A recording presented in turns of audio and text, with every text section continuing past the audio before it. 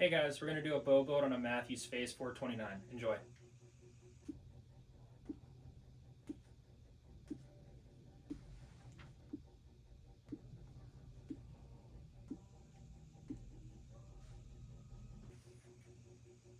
Okay, so Phase 429, as advertised, 29-inch axle to axle, 6-inch brace height, just like last year's V3X29, a bow that I shot a lot and really liked. So I don't see there being too much change between the two. Though the new limb design really has me intrigued. Not just for sound and vibration dampening, but for tunability, because they do say that it does decrease a lot of limb flex on the shot. So, I mean, in theory, that should help with the tune, make a more stable platform overall after the shot. Not a lot of crazy stuff going on, not a lot of jump or anything like that, and they've never really had a lot of jump in the recent past, so I don't really see that being an issue. But how I'm running this bow, I'm running it with a 28-inch mod. My draw length is about 28 and a half. Once I take this grip off, because I'm going to run Shadow Creek side plates, once I take the grip off, it's going to pull around there. Every Mathews bow I've set up in this generation, once I take the grip off and put side plates on, where I time I loop it runs about 28 and a half, 28, maybe 28 and 3/8, just depends on the bow. But for me, that's how they set up. They've always run a little long, at least a quarter. So that's what I'm running there. I'm running Gas Ghost XVs. I got the white with the flow yellow serving. Yes, I am running monkey tails. The reason for that is because it kills a lot of string oscillation after the shot. I know a lot of guys take them off once they put aftermarket strings on. I did that for a while, and I actually noticed a tuning difference once I put these on. Tuned a lot cleaner. Does kill some vibration too. So I just think it tunes a little bit better. Like I said, kills some of that string oscillation. In terms of what else I'm running, I'm going to run a Hamsky Epsilon, just a limb-driven style rest. I think they tune great. And in the past video, whenever I tuned up a CP30, I was running a QAD integrate. I ended up switching that out for an Epsilon. Actually tuned a lot cleaner. Didn't have to run that arrow as downhill. So just think they support arrows a bit better. In terms of a sight, I'm going to run an HHA Tetra Max RYZ, has the double pointers. I am running an Ultra View UV3, just the regular UV3. I don't like the XL as much. I just really like the small housing and a double pin. So we're going to run that on the bow. We'll talk more about these accessories and why I'm running them too as I'm putting on the bow. We're going to run the bridge lock bars, a 10 and an 8. Run the SCS kit. And then the arrow I'm going to run is going to be a RIP XV. It's a lighter X diameter arrow, R204 from Victory Archery.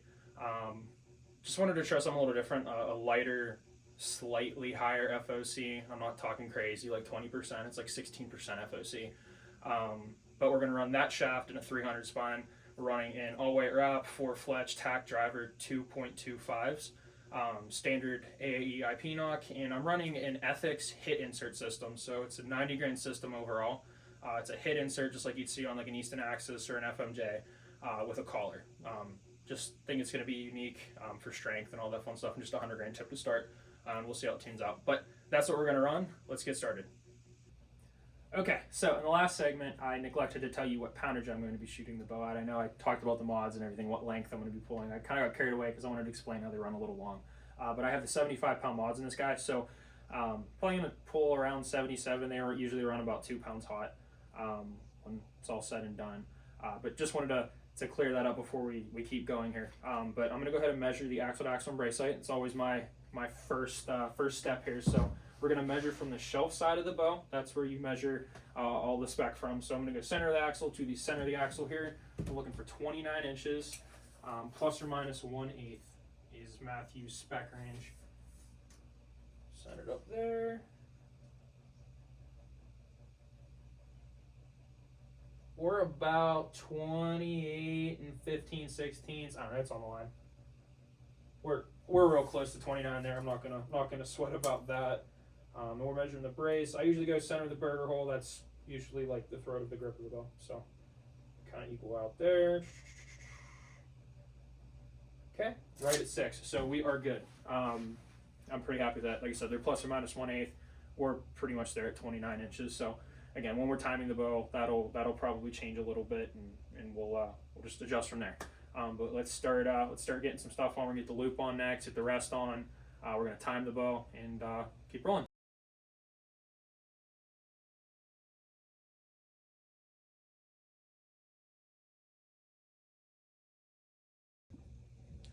Okay, so I got the rest built. We're going to put the side plates on next, so I'm going to go ahead and rip this grip off here. So all you got to do is peel it up. They use double-sided tape. So all this goo here, we're going to go ahead and roll it off with our fingers. Just want to make sure you get all that off so these things sit pretty flat. The other reason I'm running Shadow Creek, well, there's a couple reasons. One, I wanted to try them. I kind of like the shape. I've been running the Mathews side plates for a few years, and I love them. I think they're great. Just wanted to try them. They bulge out a little bit more on the sides. Not that I'm necessarily looking for a bigger grip, just kind of a different shape. It's very intriguing. I bought another set of them and played with them on my my 33 for a little bit, and I kind of enjoyed shooting them. So we got to rip that off. The other reason is they kind of changed up their design of the riser here, and I need to clarify what this piece is. It feels like plastic. I don't think it's carbon or anything, but I'd like to know why that's in there. But their older side plates don't fit unless you start cutting them up, and I really don't want to cut mine up. So try something different, see how it works. If we love it, cool. If not, do well. And it's a small company. I think they're pretty cool. You can see Shadow Creek side plates. They're textured too, which is really cool. And these are the Hunter series. They also have the Winter series, which is apparently rubberized. They have the custom ones that are I think they're wood and they're engraved with different, not engraved, but you can get them engraved, but they have different colors and all that cool stuff. So we're gonna go ahead and try these guys on here. They come with these like riser skins too. Pretty sure all we gotta do is just kind of wrap this guy around here. And then these would go over top. However, I'm not gonna run it like that. I'm just gonna run it without it. I usually put like 3M grip tape on the back. I just really like the way that feels off the riser. So we got that all clean. We have no residue.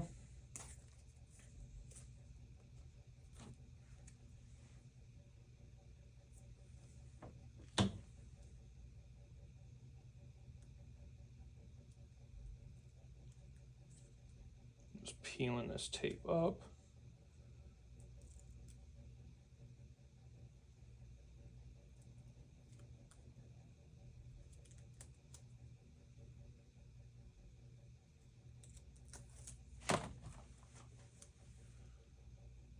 Good, line that up as best as we can. I'm going to make sure that these things adhere good so I don't start popping up on the sides or anything. So I'm going to work that in with my finger, get that set, spin it around to the other side.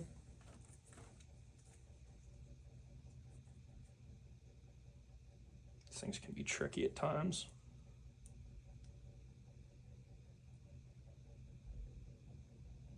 My dumb self, I ripped this one, so hopefully it comes off clean. Nope, never works out that way. Okay, got that off. I'll work that up inside the grip there. And Mathews side plates are the same way with the same kind of tape. So if you're installing those instead of these guys, same concept. The reason I really do like running side plates is I love that low profile thin grip. I mean, the Bowtech grips naturally like that. I mean, these guys offer their side plates. Just always enjoyed the way that fit, just real flat back. Not necessarily knocking the Engage grip, but it's not that bulky. It's definitely not as bulky as their old flat back grips that they ran for a while, like on the Halon series. And I didn't really like the wood grips either on the solo cams. I mean, it's relatively flat back. It's rubberized, which is cool. But it feels kind of round in my hand, so I just like that real narrow, flat, hard surface. Okay, so I'm just going to leave these on while we're getting the rest on. Just let them adhere better. So we're going to bolt the Epsilon onto the side of this guy. Nothing too crazy here, just standard mounting, but it keeps it super tight to the bow, will allow us to utilize all of the low profile designs this bow has to offer, like with the quivers. It just keeps everything super tight in the low pro. they did a really good job on this rest. I ran them on both my X's last year. They did a great job. But one of the hottest debated topics is where do you put the cord on this new bow, because of the rubber on the limbs. I've been tuning them off the actual limb.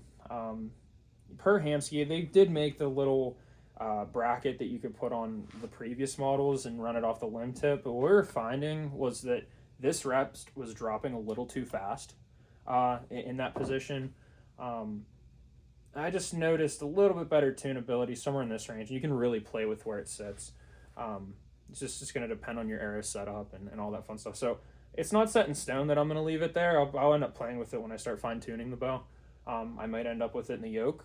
I might end up with it on the limb tip. I might leave it by the American flag or right in line with the mod. So we're going to start in this range off the limb, and then we're going to go from there.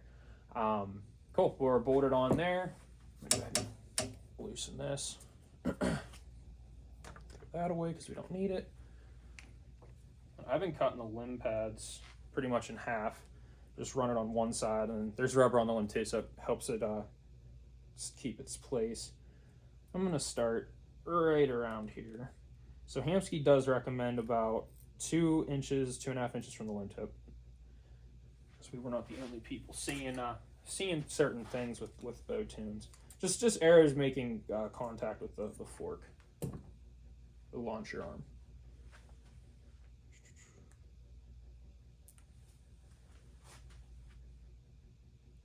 So we'll go right around here, get that guy down. And I just tie a half hitch knot, like I would on a D loop.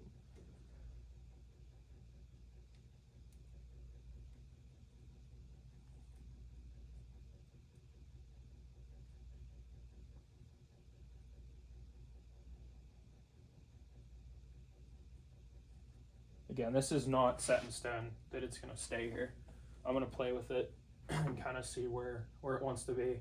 So we got a whole year before we're taking this dude in the woods. A lot of time to play and figure out what works best.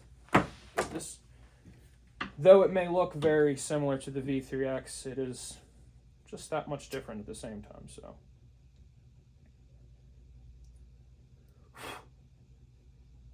Burn that, make a little.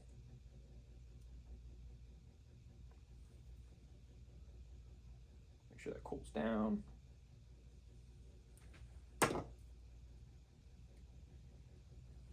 Okay.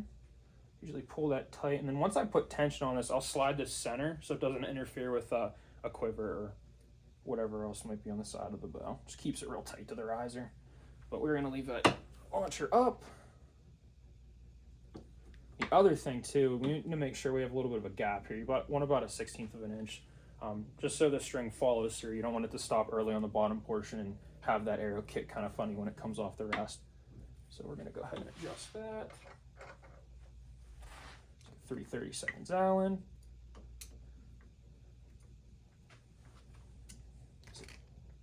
So you can slide a credit card through there pretty much. Make sure that's centered.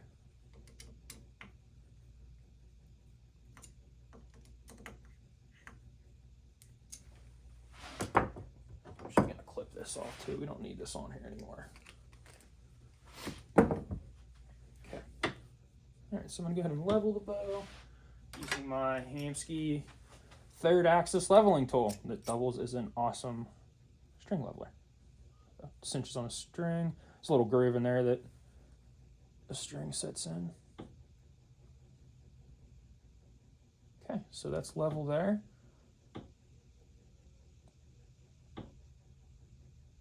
Okay, I'm gonna grab one of my XVs here.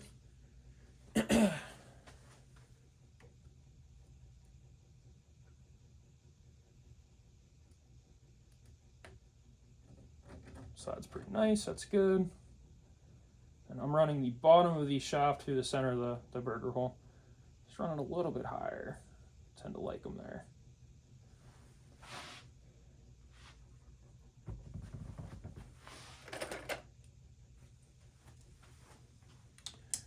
Make sure I put my arrow leveler close to the riser. We don't want this thing adding any weight to the arrow shaft. giving us a false reading. But I'm not going to sit here and say these levels are the best thing in the world, because I can promise you they're not. But they work, they get us close. It's one thing with bow tuning, nothing necessarily always stays where factory spec says it has to. It might be a 1/16 of an inch either way, or an 1/8 of an inch here or there, knock height, whatever. Everybody's different, every situation's different. Okay, trying to get this set. Alright. I'm gonna grab some black 3D here, tie my knock sets. So I'm just gonna start with my top. Let's do the first 2 overhand knots here.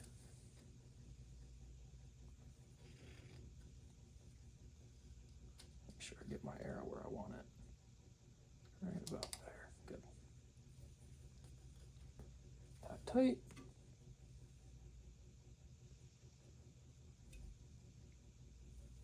Tie that tight.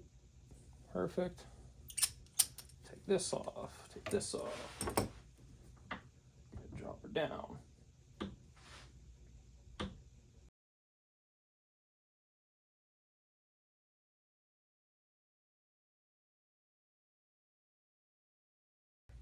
Okay, so I got my knock sets tied, got a little bit of wiggle room there to eliminate string pinch, knock pinch, whatever you want to call it. We're going to go ahead and put let's do a flow yellow D-loop. I usually do all black or some kind of earth tone, but let's get fancy this time. Let's do flow yellow.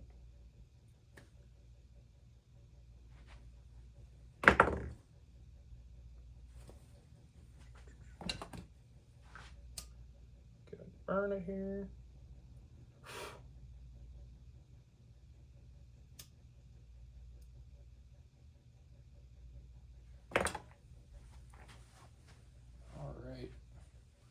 Starting with the bead on the opposite side of our face. This really helps with decreasing string torque with the release hand.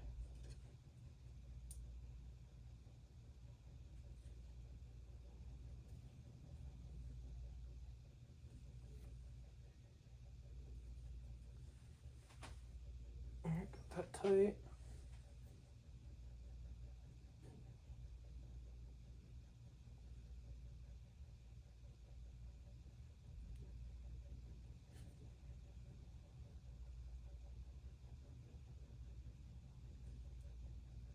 That tight. Cut this, burn it.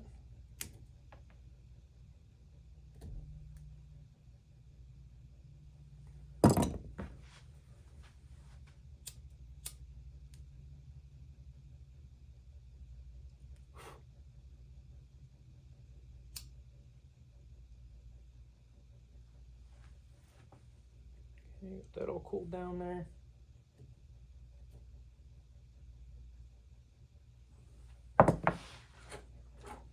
Small needle noses here. We're going to go ahead and spread it out.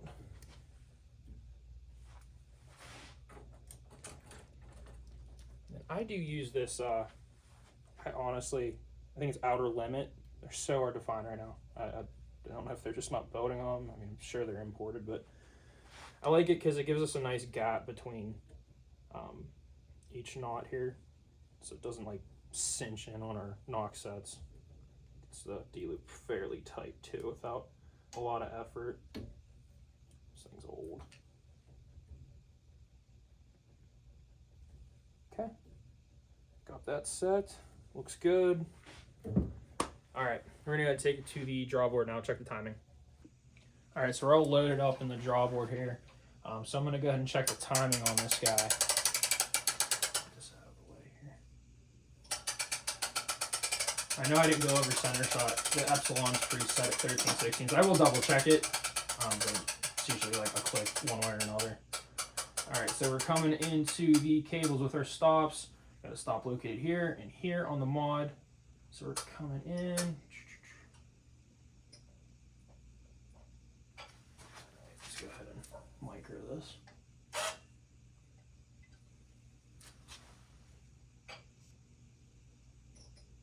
Okay, so our top is We're getting lucky with these here, the last two. I don't think we're going to need to do anything right away.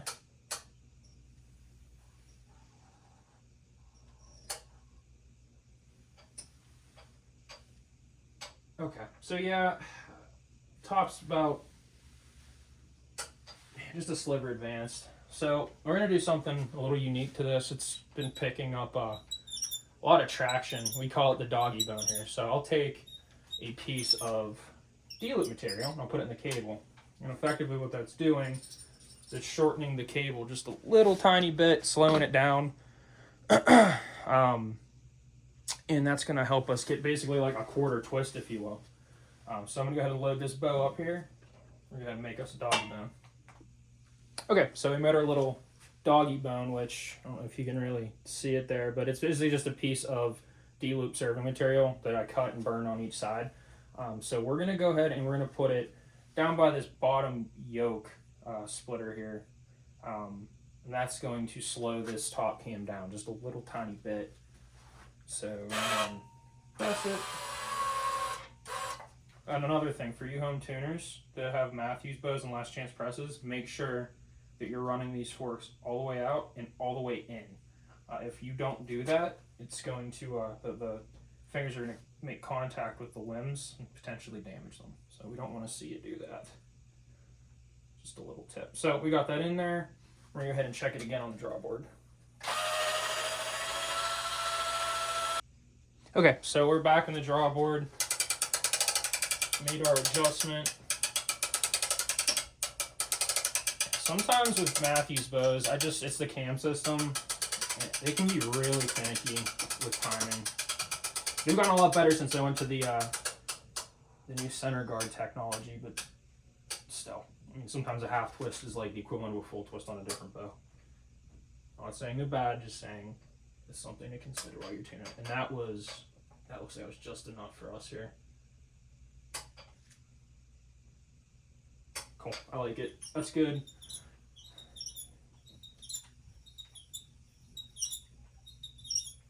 All right, cool. We're gonna start putting some accessories on it, get those side plates on there, and we're gonna shoot through paper. Okay, I also wanna check the weight before I start putting stuff on there, so I'm gonna go ahead and pull it. This is the HS3 from Last Chance Archery. Let's see what she says.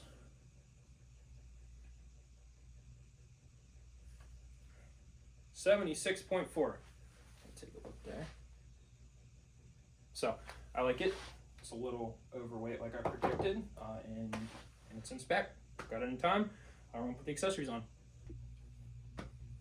Okay, so we are ready to start slapping some stuff on here. First, I'm just gonna start with the Shadow Creek side plates. So we're gonna go and peel off this adhesive tape. I guess I like to just leave it on there a little bit longer, just get it set and ready to rock and roll. Oh, there's the, that's okay.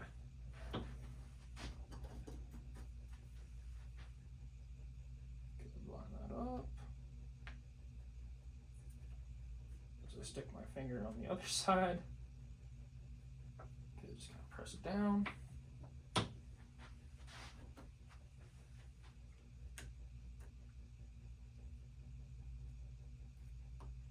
It's kind of tight. All right, that's all in there. Good. Okay, let's start with the stabilizers. So we're gonna run a 10 out front, and we're going to run an 8 off the back to start. I don't know, I might do a 12 and an 8 or 12 and a 10. That's usually what I run on my other rigs, but we will see how this works. And I also want to keep this one kind of low pro. All right. Okay. So I'm gonna run this at the full 10 inches if I can here. Spin it this way. So the bridge lock stabilizer, one of the most talked about items this year. Not only is it really cool, it's really expensive. So it's been one of the big debates. I mean, I know here at the shop we've been selling a lot of them and everybody's been loving them. I think it's a really cool idea. Like I said, it definitely has a big price tag for a stabilizer, but you're getting a lot of cool stuff with it. So not only is that the bow basically has an integrated quick disconnect, It's running a little bit lower, so it's going to kind of act as like a 8 or a 10 degree down. And theory, it's bringing the weight lower on the bow. Touch it down. What I really like, so I run a lot of smaller diameter stabilizers, mainly because of wind resistance, because I have seen a difference shooting in wind, whether it's been 3D or hunting, whatever it may be. So it's very, very small and it's machined and there's holes in it. So I guess there is pretty much zero wind resistance issues that you'll face, which is really cool. Super rigid, so in the shot it doesn't flex with the vibration of the bow. Again, this is all going into their super dead in hand vibration free platform they're going for this year. So it's really helping with that. And you have the dampening system that's been awesome on their bows and their flatline stabilizers. So we'll run that there. I'm really curious as to how it works out in the field. Most people have been hyping them up, so I'll see if it's, in my opinion, if it's what it's cracked up to be. The other thing I really like is the magnetized weight system, the wedge lock weights. I think that's really cool to get rid of the all thread. They're just eliminating pieces of the puzzle on a stabilizer. Less parts, more efficient. It's unique, that's for sure. So time will tell, but it has been popular thus far.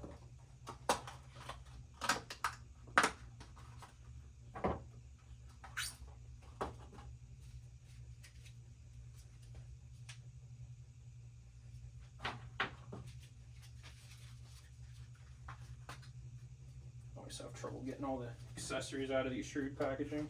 Pack them so well. All right.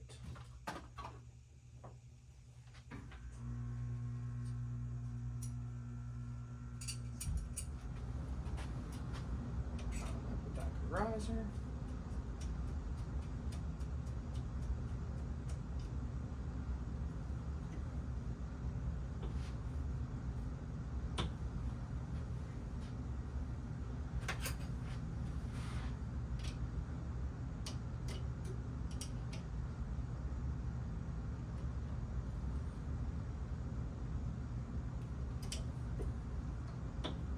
The other thing I really like about this mount is the one bolt basically controls everything. Whether you want to move it in and out, up and down, it's pretty slick design. Curious to see if they come out with anything like that for in place of the Atlas. Would be pretty neat. So it eliminates that screw down or the bolt down here. So with bows like the Bowtechs that you have trouble getting in because of the wind pocket, it eliminated a lot of those issues. Pretty much the only bow I've found that really have trouble getting an Atlas on.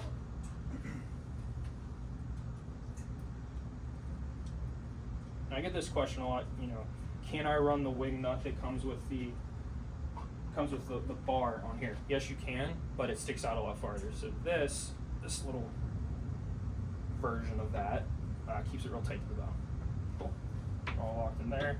It's pretty slick looking, really, really low profile. I'm going to go ahead and get the ridge lock sight set screw into the riser. Just go ahead and hand tighten that. Go for an easy, no problems there. Put my Tetra Max inside of this thing. Tight on if there's extra paint in there.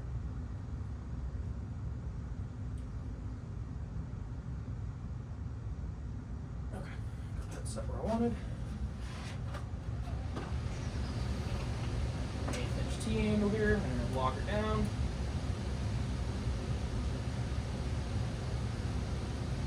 Get that, put some extra paint in there. Cool. That's all locked down. I'm not going to really do anything with this extra cord just yet. I'm just going to kind of loop it around here for now so it's not flailing all over the place. Cool. And I'm kind of undecided on the quiver. I've always ran a detachable quiver. I was really thinking about maybe trying the fixed, because last year I didn't really take my quiver off at all, which is unique for me.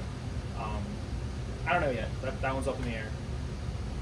Yeah, we got everything on the bow. So, I mean, you can just see how sleek this design is. I mean, it's, look at it that way. Show the angles right here. Yeah, if you look at it that way, I mean, super narrow. I mean, we don't know where this bar is going to set yet, in, out, up, down, all that fun stuff. But it's probably going to sit tight to the bow. I know, you know, on my rigs last year it did. So, all right, kind of discussed a little bit about everything. We're running these just because it just should be a more efficient stabilizer setup. You know, less connection points, really rigid design, really good vibration dampening. The Tetra Max RYZ. So I like a double pin. I really like a vertical pin sight, slider sight. I'm always kind of migrating towards a double. I love HHA because of their simplicity and really clean adjustability. There's not a lot of goofy stuff you have to go through to you know, set the second and third. There's no first on this site, but set the second and third. It's a really clean, I don't want to say necessarily low profile design. I mean, yes, with the short dovetail they have now, but it's a very clean sight overall. Super easy to adjust that second third, like I said. Really clean sliding. I mean, no issues there. No hang up, no grind, no weird locking knob. I mean, locking knob is right on the side. Has a changeable wheel, so if you're going to try to use different aero profiles, you can. And no funky business there. They updated their new front end. This is the one that's compatible with the Ultra View, but you can slide this up and down for elevation and not screw up your second axis like you had to in the past. And the reason I'm running the Ultra View housing, A, they're cool. They definitely are very unique. How you can change the cartridges out, all that fun stuff. But the thing that I love the most, and this might sound dumb to a lot of you, I love the integrated light system. I hate having a light hanging off my housing. They always die, and these things, they have an auto off after 4 minutes, which is really cool. It's fully waterproof. They have really good paint quality too, but I just love the integrated sight light. I think that is, that's sweet. Just good for whitetail, and that's really what I'm building this for, just a whitetail hunting bow. Not looking to go out west and beat it off the cliffs and all that crazy stuff. If I was, I'd build the bow and I'd cater a sight to that kind of setting. This is not what I'm looking to do with this. Not this sight could handle it, but not the end game there.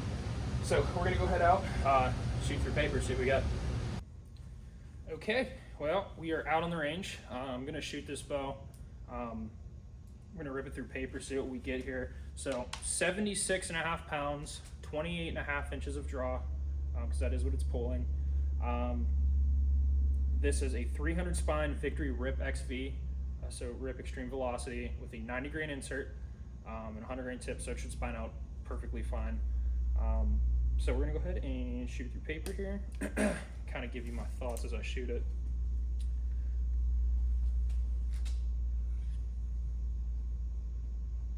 So I didn't realize I was just pulling 76.5 pounds, I'll say that much. There's nothing there. You may not get the effect on camera. It is so quiet, and I'm not trying to hype Mathews up. I love their bows. I'll be the first to admit that. I love the feel. To the ear, it's noticeably more quiet than the X. It's a unique, very unique, something that I don't think I've heard on another bow.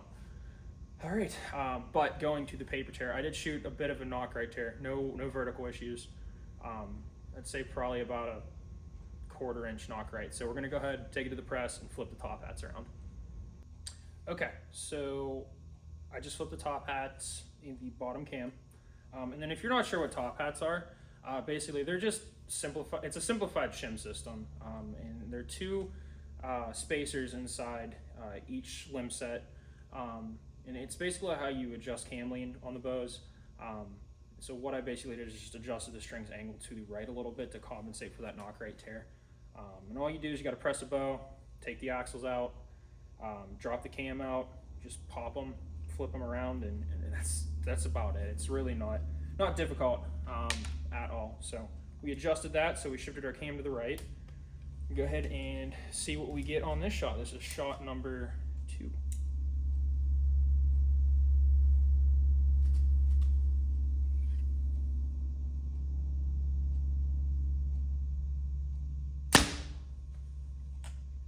It's looking pretty good. I'm gonna go ahead and we're gonna go ahead and investigate that, but that looks pretty clean. Okay, so that was pretty clean, just a smidge knock right. So I adjusted my center shot just a little bit. I kicked it to the outside, 2 clicks. So we'll see what happens here. But again, no vertical issues that we have to deal with. So usually means our timing is good and our spine's right. Usually Mathews bows, if the spine is too stiff, which is very common for this bow, which is crazy. I used to say there's no such thing as a stiff spine. But if the spine's a little too stiff for the system, it'll kick knock low tears. So that's just a good indication that you're a little bit over spine on these bows. But we're not seeing that, just a little bit knock right, which is an indication of stiff, or it just could be how everything was configured. Also could be me, because that's never out of the question. I think we got it. We're gonna go take a look. Okay, so checking that out, it's still a little bit more knock right than I really wanted. I ended up going back and shifting my camera just a little bit more. Check center shot, it's directly at 13/16, so I'd like to keep it close to that. What I ended up doing is I ended up shifting my top cam over a little bit more because both cams are to the right. I shot it again, gave me a little bit of a knock left hair, and I flipped my bottom one over. So let's see if that does it. I mean, we're real close. Those bouncing out real well too with how it's set right now. I think that did it. We're gonna take a look. Okay, so it was really close again. I think we're just kind of playing that fine-tuned game right now. So I ended up taking that bigger top out of the top cam again. We're gonna try it back to where I had it, and I went over the center shot again. So let's see if that changed anything.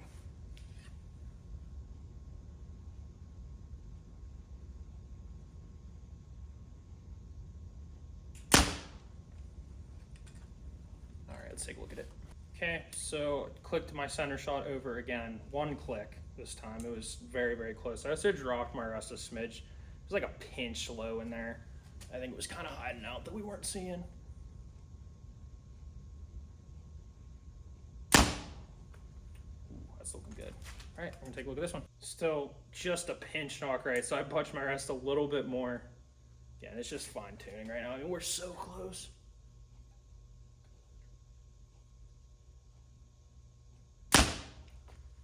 All right, I think we just got it there. Let's take a look. Okay, so it took a couple shots to get it where I wanted it, for sure, but nothing crazy. We had no extreme tears or anything to deal with. Right off the rip, we had a bit of a knock right. And kind of we're fighting a knock right tear, and that could be my grip. I could be putting too much outside pressure on it, or something like that. Could be the bars, the way I have the weight set up. I mean, they do feel good where they're at, but again, nothing too crazy. We started flipping top hats around, trying different configurations, just didn't get it exactly where we needed it. So dropped the rest a smidge because I did notice a little bit of net low in there. That cleaned it up a good bit, and then I think I ended up clicking it total of 4 clicks to the left, and that brought us into a pretty clean bullet. So time will tell. We're definitely going to shoot broadheads through it and see what it's doing. Again, some of this could just be me, nothing crazy, but definitely like to keep it about 13/16, and then I'll shift the top hats around if necessary. But a couple clicks either way does not bother me whatsoever. It's just that fine tuning. So let's take it to the chronograph and see what kind of speeds we get. Okay, so before we shoot it through the chrono, I just want to double check and see what our weight is. It's around 425. Last time I weighed it here. 427. So that's what we're gonna roll through this bow, and let's see what it shoots through the chronograph. All right, we're gonna go ahead and take a few shots through the chronograph. So 427 grain arrow, we're pulling about 76.5 pounds at 28.5 inches of draw. Mathews Phase 429.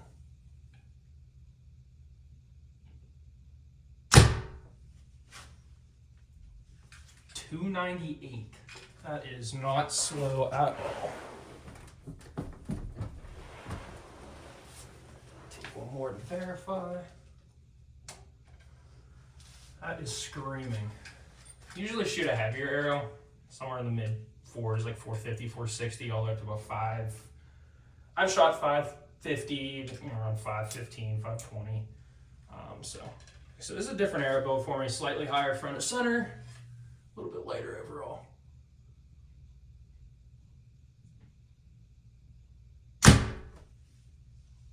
Duplicate. So we're shooting 298 feet per second out of that setup. So it's a 427 grain arrow out of a Mathews Phase 429, pulling 28.5 inches of draw at 76.5 pounds.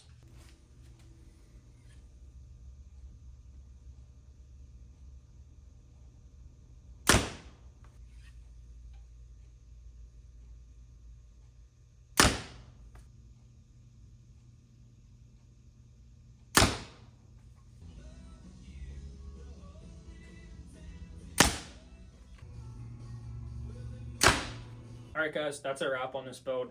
This is a Phase 429 by Mathews, their new 2023 short flagship offering this year. Really went together really well. I didn't have any issues with the build, really. Timed up real nice, which is always a blessing for sure. We just had to use our little doggy bone. I hope you guys learned something new with that. Definitely very, very helpful tool. I know we do it all the time. Just that little bit of timing adjustment, instead of putting a half twist or a full twist, would make it too much. Just brings it in right where it needs to be. So hope you guys learned something there for sure. But yeah, I mean, just in terms of the paper tune, nothing crazy. Just a little bit of top hat tuning, a little bit of center shot adjustment, elevation adjustment, nothing crazy. Just a couple clicks here and there. And that's the beauty of a micro adjust rest too. If you use your standard kind of rest, you're shifting with your fingers. You might move it too much, whatever. So that's why it's always nice to spend a little bit more money, get the nicer accessory. But before we're done here, I just do want to give a shout out to my boss and the owner of this shop, the Archer's Edge in Oakdale, Pennsylvania, for letting us stay here after hours, keeping the lights on and doing these reviews. Just want to give a shout out to him for making this possible. But yeah, if you guys are in the area or somewhere surrounding area, we're in Pittsburgh, PA. Located right outside the Pittsburgh International Airport off of Steubenville Pike. We have a full lineup of pretty much everything you can imagine, anything that's cool. So tons of these in stock, I can tell you that. Lots of really cool color options. So stop in, come see me, come see Steve, whoever's here. We'll be able to help you out. Yeah, hope you guys enjoyed it. Hope you learned something. And if there's any other things you want to see us review, whether it's gear, bows, bow builds, certain accessories, please comment it down below. We'd love to hear what you guys want to see. And there's a lot of cool content on the way. And if you have any constructive criticism or whatever you'd like to see us do better in these videos, we're still working on that. That's new to us. But I'm Brendan here from Closer. Hope to see you guys next time. Thanks.